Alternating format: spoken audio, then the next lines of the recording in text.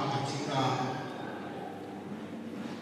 kitabu cha Wafalme wa Pili sura ya 22 fungu la kwanza hadi pili, lakini pia utalikuta likizungumzwa kwa kina katika Nyakati wa Pili sura ya 34 kuanzia fungu la kwanza hadi la tatu, alafu ukienda 29 hadi 33.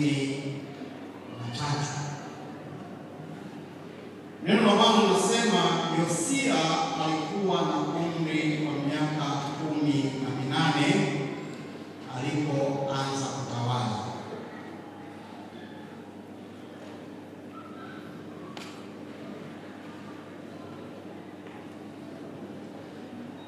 Yosia alikuwa na umri wa miaka 18 alipoanza kutawala.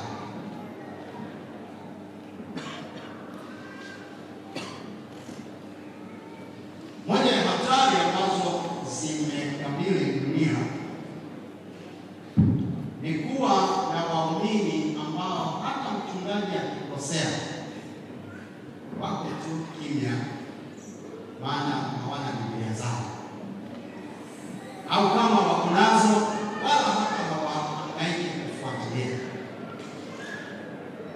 Nyakati wa Pili 34 imeandikwa kuanzia fungu la kwanza, Yosia alikuwa na umri wa miaka 8 alipoanza kutawala.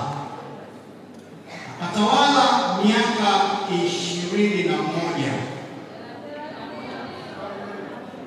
Miaka mingapi?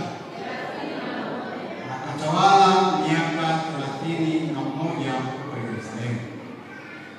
Fungu la pili, akafanya yaliyo mema machoni kwa Bwana, akaziendea njia za Daudi babaye, asigeuke kwa upande wa kuume wala wa kushoto.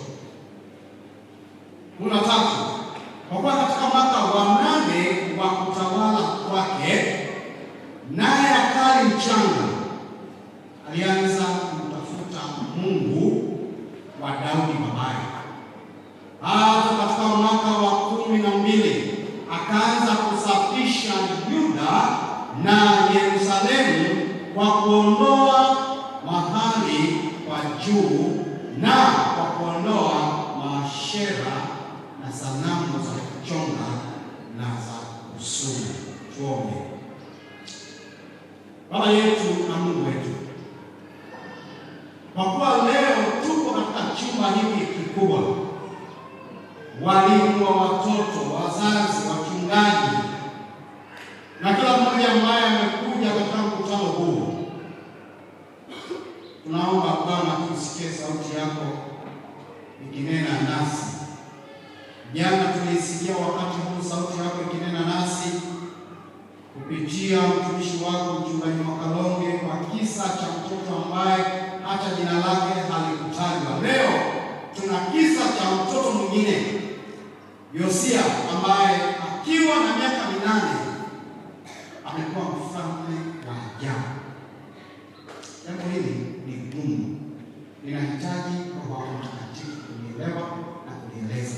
Njoo zungumze nasi sasa katika jina la Yesu. Amen.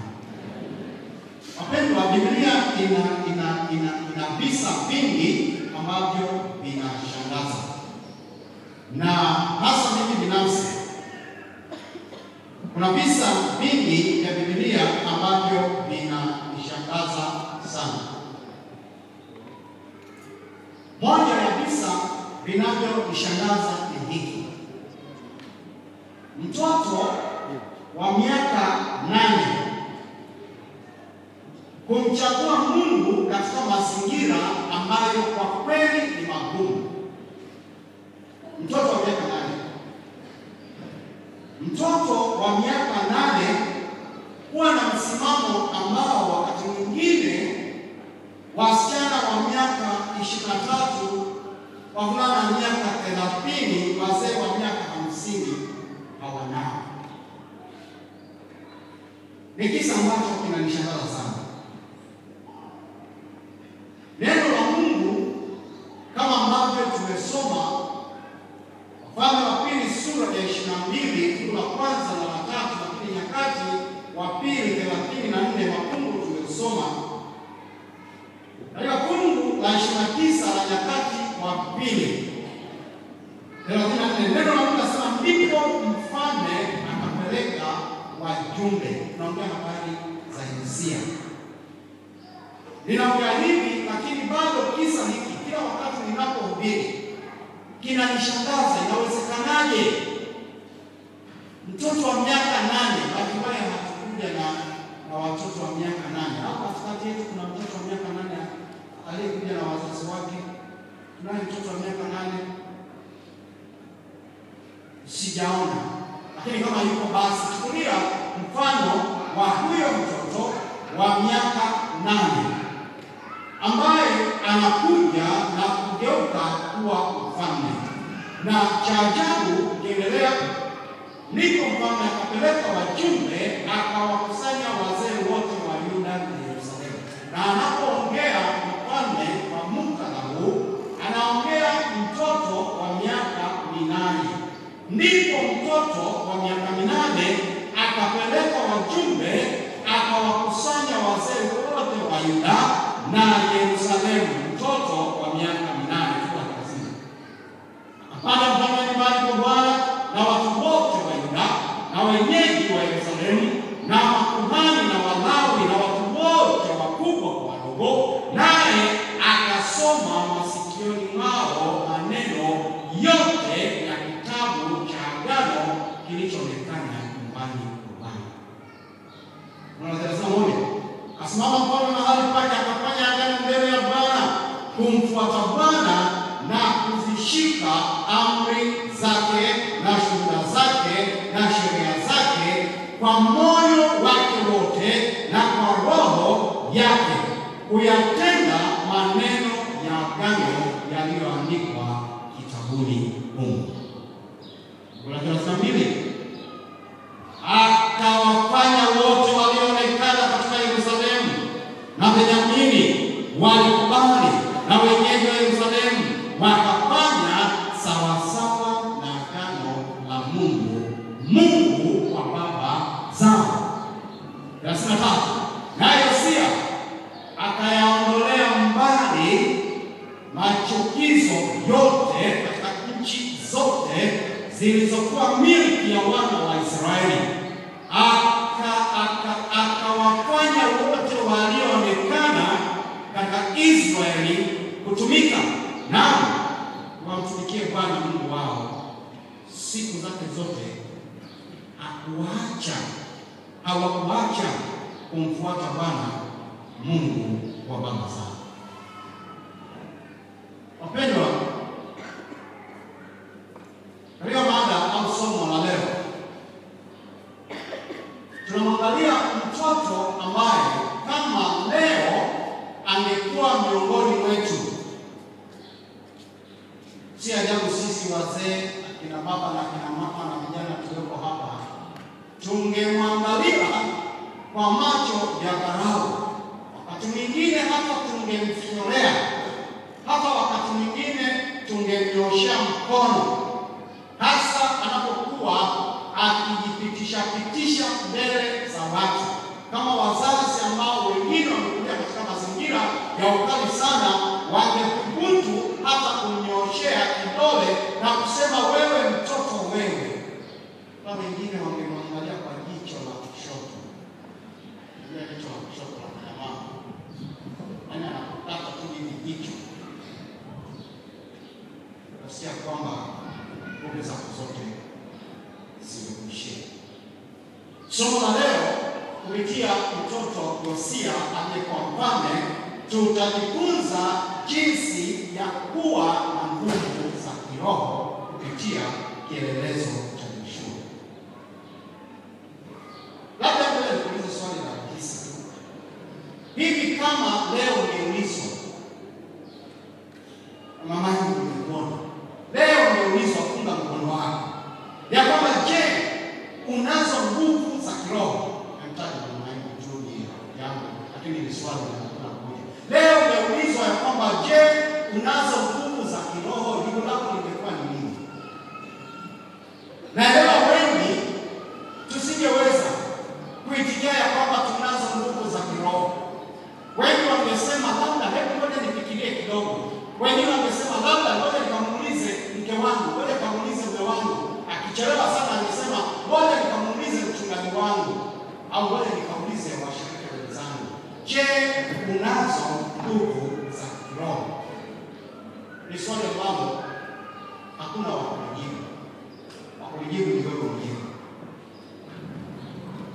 mchana wa leo tutaangalia mambo ambayo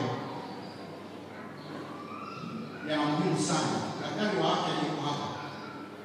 Mgonjwa anapoenda hospitalini, lakini sio mtaalamu wa afya, lakini wataalamu wa afya kina Dr. Kingu wanasema mgonjwa anapokwenda kumwona daktari ambaye amesomea taaluma yake, hata kimbilia kumwandikia dawa na kwamba tu daktari, nimekuja ninauma na kichwa, hata kimbilia labda tu awe ni daktari ambaye ni hawa wa kuandika kama sisi tunawaandika. Daktari ambaye amesomea taaluma yake angetaka kuona mambo kadhaa, angependa angalie dalili ambazo anaweza kuzigundua kwa huyo mgonjwa. Daktari angependa kutambua sababu ya udhaifu ya huyo mgonjwa. Je, kuna dalili zozote ambazo anapaswa kuzitambua kabla ya kuandika dawa? Hilo ni jambo la kwanza ambalo daktari ambaye amesomea taaluma yake angelifanya. Lakini jambo la pili, huyu daktari baada ya kugundua na kufahamu ugonjwa wa huyu mteja wake, daktari angependa, na leo angependa daktari angependa huyu mgonjwa wake aweze kuijenga upya kinga ya mwili wake na afya yake, na angempa mashauri akaweze kula chakula kinachohitajika kwa ajili ya kujenga kinga ya mwili na kupatia mwili virutubisho vyote vinavyohitajika.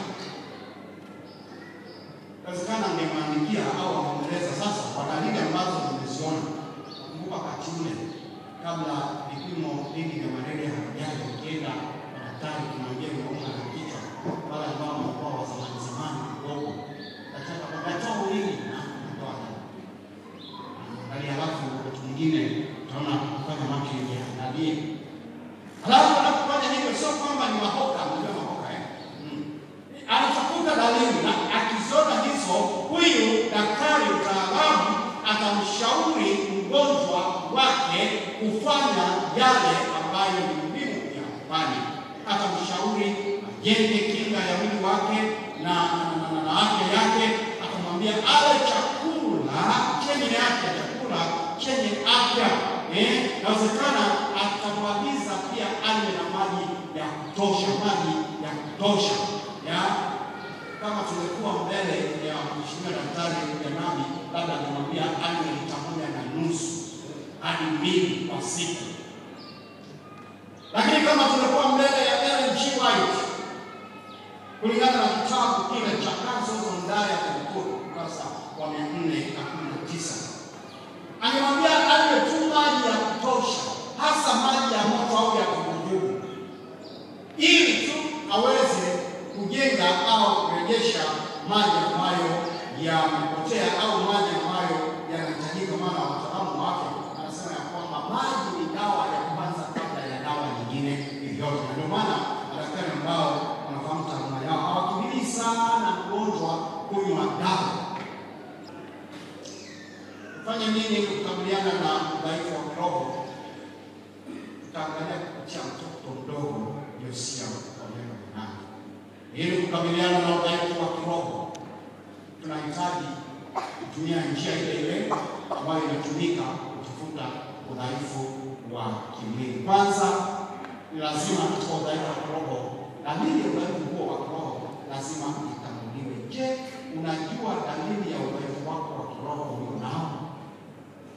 Ni lazima dalili ya udhaifu wa kiroho ichunguzwe, kama vile ambavyo daktari anachunguza udhaifu wa mwili wa mgonjwa wake ili kutatua udhaifu wa kiroho. Ni lazima dalili ya udhaifu huo wa kiroho iangaliwe, itazamwe, itambuliwe. Pili, lazima nguvu za kiroho zirejeshwe kupitia ulaji wa chakula cha roho, usomaji wa neno la Mungu, roho ya nabii, usomaji wa neno la Mungu na vitabu vyote vile ambavyo vitakupatia afya ya roho. Na unywaji mzuri wa maji ya kiroho ni lazima pia uchukuliwe, yaani kujazwa Roho Mtakatifu kila siku, kutakaswa kila siku na maombi ya kila siku. Wapendwa, wale ambao wanafuatilia kisa cha Yosia, uamsho wa Yosia ulileta mabadiliko makubwa katika taifa alilosimama kuliongoza kama mfalme. Yosia tunaelewa akiwa tu na miaka 8, akiwa tu kijana mdogo, neno la Mungu linasema akafanya yaliyo safi, yaliyo mema machoni pa Bwana. Akafanya yaliyo mema machoni pa Bwana. Yosia mema aliyoyafanya mojawapo ni haya, ya kwamba aliondoa sababu ya udhaifu kwa taifa. Wale wanaofuatilia taifa ya Israeli, historia ya taifa la Israeli, kila wakati aliposimama mfalme imara, taifa likawa na nguvu. Lakini mfalme wakati wowote alipokuwa dhaifu, ndipo taifa nako likawa dhaifu. Na hivyo taifa la Yuda likawa dhaifu. Manase babu wa Yosia alikuwa ni mfalme mwovu, halafu nakuja kwa Amoni baba yake mdhaifu, lakini Bwana asifiwe, mtoto wa miaka 8, Yosia akafanya yaliyo mema machoni kwa Bwana. Akaondoa sababu ya udhaifu wa taifa, yaani ibada ya sanamu. Akaondoa ibada ya sanamu, kila sanamu na madhabahu ya ibada ya Baali, kulingana na Nyakati wa Kwanza wa Pili 34 kula 5 na 6. Kianzia la 3 tutafanya vizuri zaidi. Lakini jambo la pili, Yosia akarejesha neno la Mungu kwa watu wa Yuda. Yosia akarejesha neno la Mungu, akawakusanya wote kama ambavyo tulisoma, akakusanya pamoja, halafu akawasomea na kuongoza katika kujitoa kuishi kwa kulishika neno la Mungu. Kwa walimu, wazazi na wachungaji wetu hapa,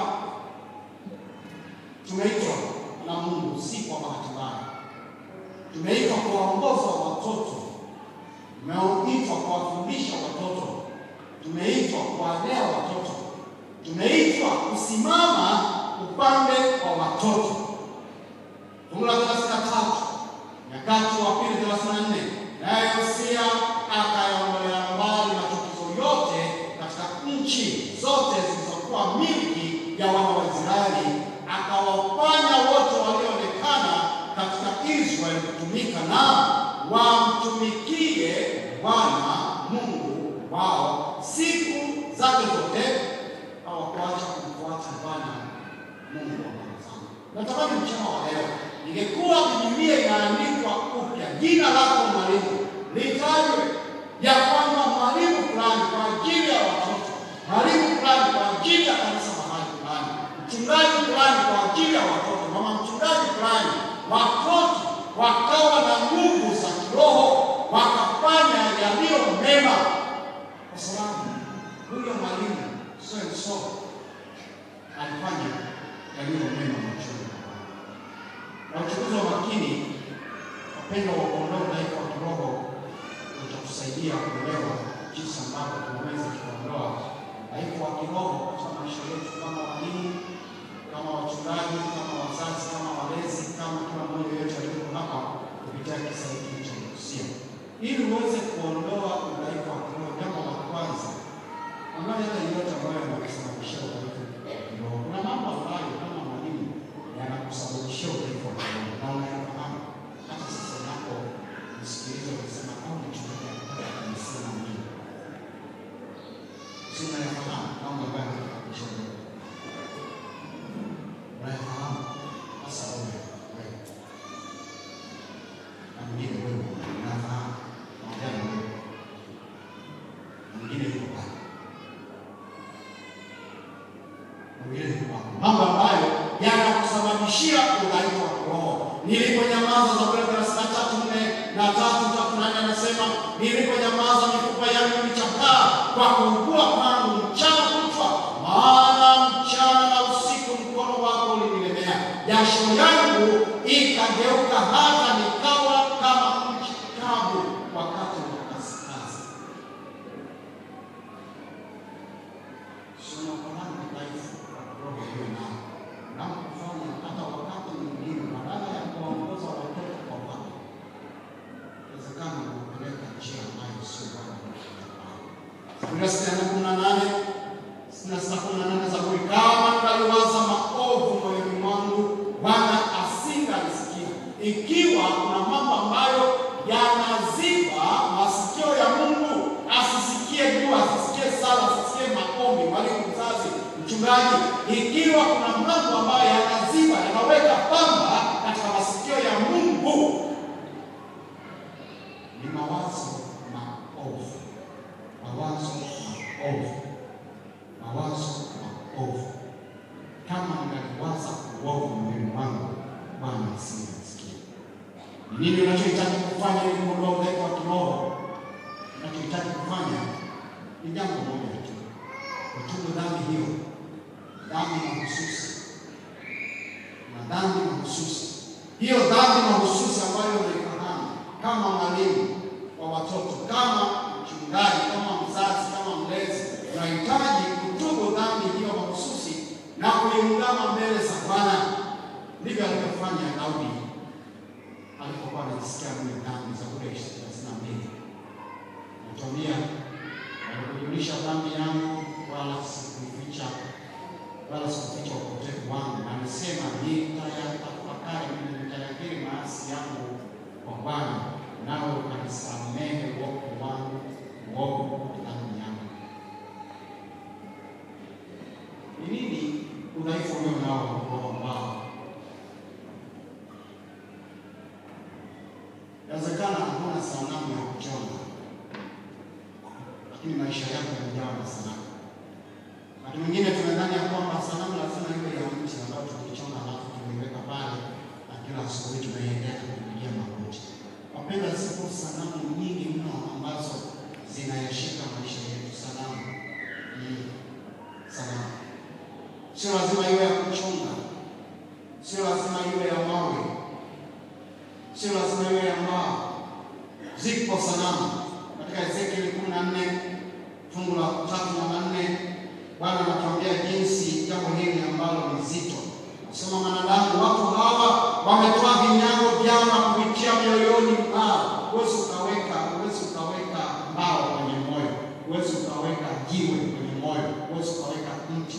Kwa hiyo ni wazi ya kwamba sanamu inaweza ikawa ya kitu kingine. Sio lazima iwe ndogo.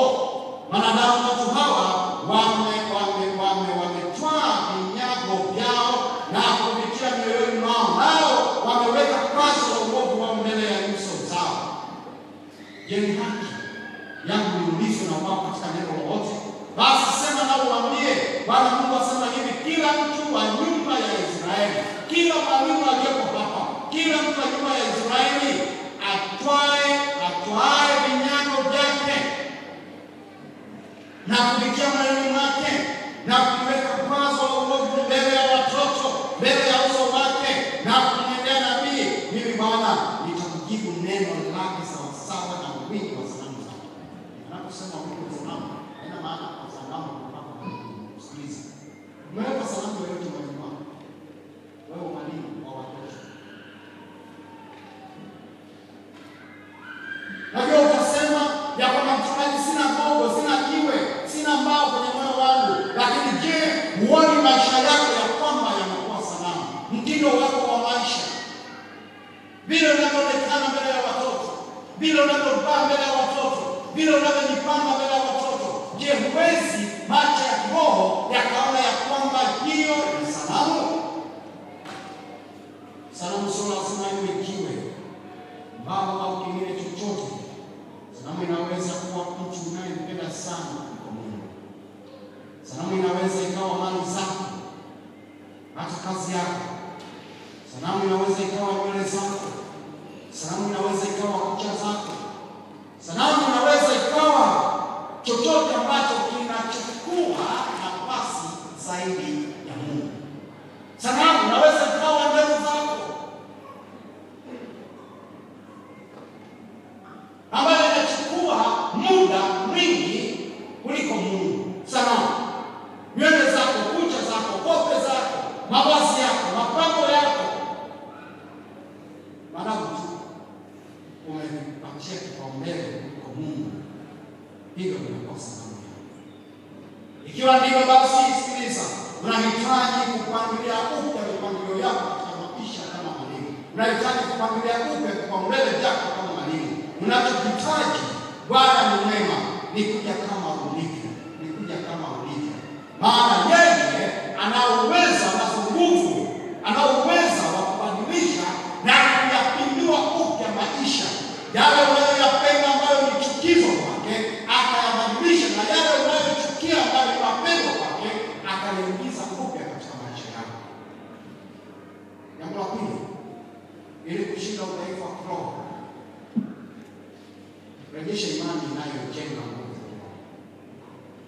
Yule mtu mgonjwa, kama ambavyo daktari atamshauri, anashauriwa ale chakula ambacho kina virutubisho vyote. Nashukuru kwamba mtakimu umeliweka vizuri, sio lazima iwe atibabu, lakini ndani ya masaa ya mzunguko ya kula lazima upate vyakula ambavyo vinapatia mwili mahitaji yote yanayohitajika mwili wake. Kurejesha imani thabiti, wapendwa kwa Mungu, kurejesha imani thabiti kwa maandiko ndilo jambo ambalo unahitaji ikiwa unataka kuwa na nguvu za kiroho kama mwalimu. Unahitaji kuwa na nguvu za kiroho kama mchungaji. Je, unajua kwamba imani ndio uti wa mgongo wa mwalimu ambaye anafanikiwa, mchungaji ambaye anafanikiwa, mzazi ambaye anafanikiwa? Imani ndiyo uti wa mgongo wa maisha yako ya kiroho. Sikiliza, ili imani yako iweze kutengemaa, unahitaji kurejesha nguvu ya kiroho iliyokujenga Mungu. Imani ukubwa thabiti wa kuendelea mbele hata wakati kila mtu karibu yako anaweza kuonekana Mungu au anaweza kuonekana Mungu. Hiyo unataka kuwa mke, ukitaka uwe mwanamume, ukitaka uwe mwalimu ambaye Mungu anaweza kumtumia vyema kwa utukufu wake, lazima mwalimu uwe na imani thabiti, hakika ambayo ni yako mwenyewe kwa Mungu. Unajua, unafahamu sijui wingi wa jiko ni nini. Wingi wa jiko ni nini kwa wataalamu? Wingi wa jiko, chukua tunayo majiko ya gesi au ya China yake. Wingi wa jiko ni nini? Majiko meko. Wingi wa jiko ni meko. Chukua kama ni la China liko hapo au ni la gesi, alafu utawasha moto. Unajua ukiwasha moto, hayo mengine yote yatatumia moto wa jiko uliowasha. Na hiyo imani ya mtu mwingine haiwezi ikakusaidia chochote. Ni lazima kwa mtu huu uwe na imani thabiti ya kina ambayo ni ya kwako mwenyewe kwa Mungu kama mwalimu. Unajua, wakati mwingine kwa sababu tunaamini mitandao na vyombo vya habari, tunaweza tukaangalia mambo mengine yanayofanyika huko mbali, alafu tukachukua ya karibu watoto wetu kuangalia. Walimu na wazazi walioko hapa, ninawachia kusimama katika usafi wa neno la Mungu tunapowahudumia watoto, kuondoa kila namna ya sanamu mbele ya watoto katika maisha yetu na katika ujumla wa mazingira ambayo yanatuzunguka, kuondoa sanamu.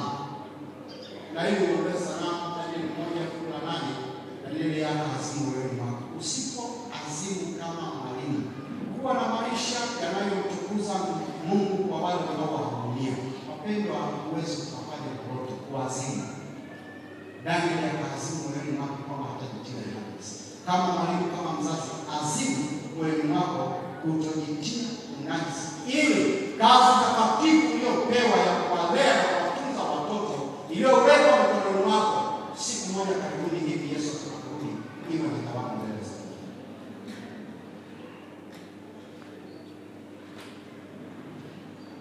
Usia ondoa machukizo yote, ondoa sanamu zote. Watoto wetu watafundishwa vizuri, wanaweza kukawa msingi.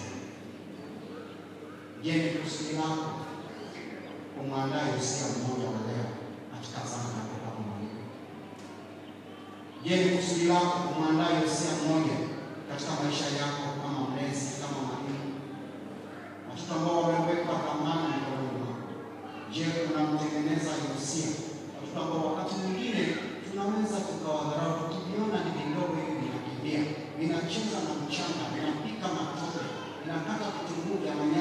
vinafanya vile vinavyofanya tukawadharau. Ili nikwambie jambo moja, huyo anayecheza na matope, huyo anayepika ugali kwenye vifuu, huyo anayeendesha gari la maboksi, huyo anayefanya michezo yote ya kitoto aliyowekwa kumana kwenye mwako, ni chombo ambacho hivi karibuni Mungu anaweza kutumia kwako. Je, unakiandaaje? Njia nyingine ya kushinda udhaifu wa kiroho ni kuelewa neno la Mungu. Wapendwa walimu na wazazi, wachungaji mlioko hapa, lielewe neno la Mungu. Ukielewa neno la Mungu utakuwa huru. Wakati mwingine tumetumia nadharia, tumetumia visa, tumetumia maneno ambayo wakati mwingine tunaingia kwenye mitandao halafu tunalibeba kama lilivyo neno kulipata kwa watoto. Wapendwa, watoto wamewekwa mikononi mwetu kwamba tuwalishe chakula cha kutoka mbinguni, chakula kinachotoka mbinguni, mada ya kutoka mbinguni, kuwalisha watoto neno la Mungu, kuwapatia malezi ya kutoka mbinguni. Elewa neno la Mungu. Kila unaposoma, unapojifunza au kusikia neno la Mungu, lakini mpendwa, unahitaji kujipanga au kupitia nidhamu ili kuelewa. Elewa neno la Mungu. Unapoelewa neno la Mungu, utakuwa na kitu cha kuweka mezani mbele ya watu ambao wanakuelewa. Ukiwa neno la Mungu, ukiwa na neno la Mungu, utakuwa na jambo la kuambia watoto ambao wanakuishi. Lakini utaelewaje? Lazima usome neno. Je, kuna muda hata unapokuwa na watoto unasoma neno la Mungu? Au tumebaki tuna zile hadithi za Paulo kwa Kawa na kutoka za Paulo kwa Kawa, kama nilikuwa na hadithi za Pinokio za kila wakati iko kusoma kama mshaka kuzisoma wakati au za kupiga filimbi wa Hamlet, hizo mambo tunazoweka mbele ya watoto, mifano ambayo wakati mwingine tunaipeleka mbele ya watoto, maigizo ambayo tunaweza tukapeleka mbele ya watoto. Samahani nilisema hiyo sio kwa nia mbaya, kwa uzuri tu. Kupiga picha, igizo la Yuda,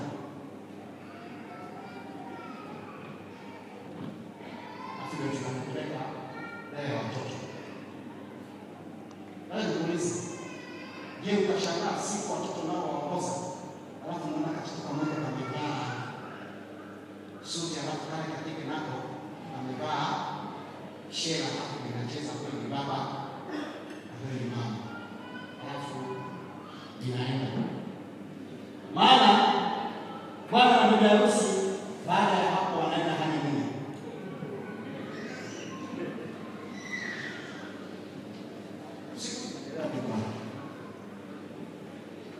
Sinifanya kuwa wapendwa, leo niwaambie, kuna maagizo si ya kupeleka mbele ya watoto. Kuna mipango si ya kupeleka mbele ya watoto.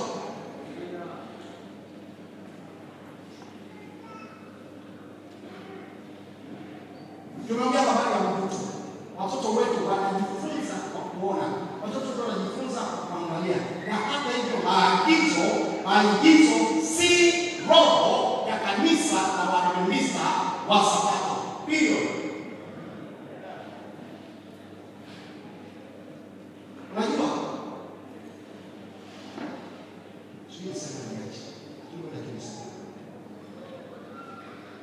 kuna mambo ambayo unaweza ukaona ni mazuri,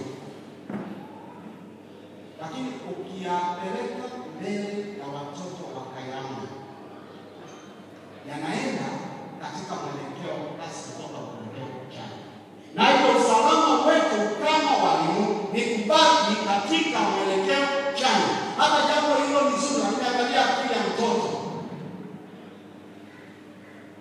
jinsi ambavyo anapokea mambo, maana mtoto yeye anaamini kwamba kile alichokifanya mwalimu ndio chote. Anavaa shela, alafu anakuja kanabima na kamevaa leo, alafu anakuwa na mwenzake kanaenda kujifungua. Habari za mchana.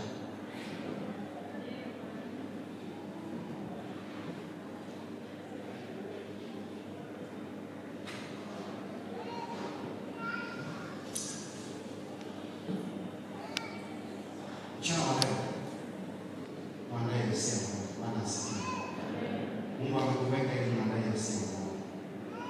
Si ambaye kama Yesu akachelewa kusimama katika kiwete akihubiri neno la Mungu bila woga. Atasimama katika kiwete akisema mwalimu wangu fulani atakutaja kwa jina. Sijui kama utakuwepo au kama utakuwa mzee sana, utakuwa na furaha ambayo hakuna ambaye anaweza kuzimisha. Maana hiyo sio moja katika maisha yako. Je, unataka kuwa na imani thabiti? Lazima uhakikishe kwamba unafanya jitihada ya kuelewa vizuri mafundisho